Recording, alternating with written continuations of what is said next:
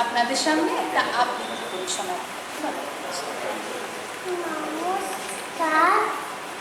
প্রশ্ন কবিগুরু রবীন্দ্রনাথ ঠাকুর।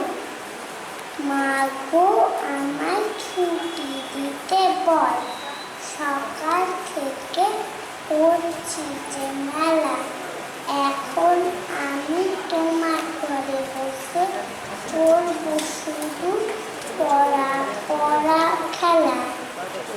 তুমি বলছো দুপুর এখন সবে, না হয় যেন সত্যি হলো তাই।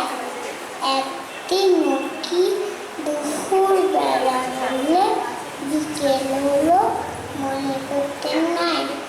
আমি তো বেশ ভাবতে পারি মনে। সূর্যি ডুবে গেছে মাঠের শেষে, বাগদি পুরি চুবড়ি ভরে নিয়ে শাক তুলছে পুকুর পাড়ে এসে।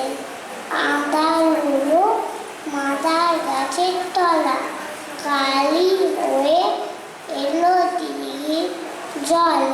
হাটের থেকে সবাই এলো ফিরে, হাটের থেকে মাঠের থেকে এলো চাষির দল।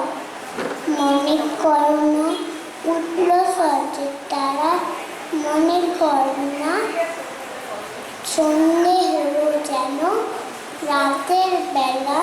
দুপুর যদি হয় দুপুর বেলা, রাত হবে না কেন? জোরে হাততালি আকাঙ্ক্ষা হাইটের জন্য, এত সুন্দর উপস্থাপনার জন্য।